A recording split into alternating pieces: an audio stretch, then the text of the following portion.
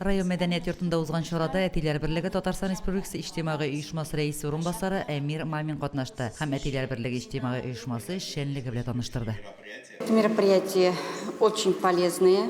Здесь много будет решаться вопросов в пользу детей, не только детей-сирот, приемных детей, но и детей, которые родители воспитывают кровных детей. У нас есть вопросы, касающиеся наших приемных детей. Надеюсь, что мы положительные ответы получим на эти вопросы.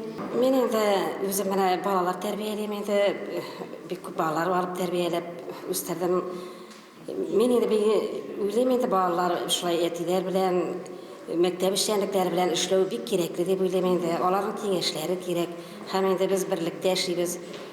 Мәктәпләргә барып, балалар белән, шул әти-әниләр комитетлары белән, мәктәп белән тыгыз элемтәдә эшлибез, яшибез. Әтиләр берлеге республикадагы иң зур ата-аналар берләшмәсе. Һәрбер районда әтиләр берләшмәләре эшләп килә. Берләшмә эшчәнлегенең төп максаты традицион гаилә мөнәсәбәтләрен пропагандалау һәм саклау. Әтиләр балалар белән сөйләшеп, киңәшләшеп, инде уй-фикергә килергә, бер-берсен аңлап бетерергә. Әлбәттә, ират кешегә, малай кешегә нык файдалар дип уйлыйм.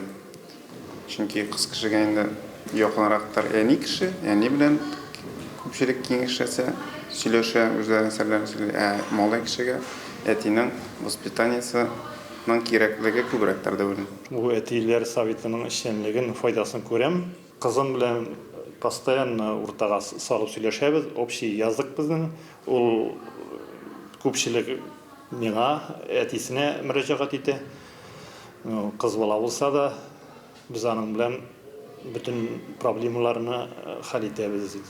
Про ата-ана республика проекты белгечләре семинарлар да үткәрде. Белгечләр көн кадагындагы мәсьәләләр буенча ата-аналар белән 4 мәйданчыкта эш алып барды.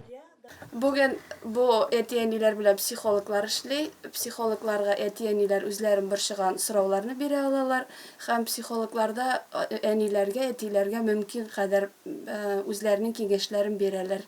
Бу көнне район үзәк хастаханәсендә тор белгеч табиблар да эшләде. Белгечләр район поликлиникасының балалар бүлегендә башлангыч чорда авыруны ачыклау максаты белән сәламәтлекләре шикләнгән райондашларыбызны кабул итте. Ну, по программе мобильной помощи мы ежегодно выезжаем к детям по Республике Татарстан, в каждый район практически, и осматриваем детей с ограниченными возможностями здоровья.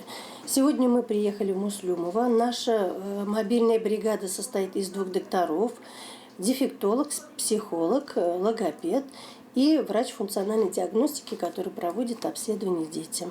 Район үзәгенә табиблар килү бигәйбәт инде, шәһәр җиренә барып йөрис түгел, балаларны шушында күрсәтәбез. Бик уңайлы һәм бик җайлы, без бик канәгать. Балаларны бу көнне психиатр, логопед, дефектолог, реаниматолог, ЛФК һәм башка белгечләр карады. Лилия Шәймиева, Динар Нуретдинов, Мөслим телевидениесе.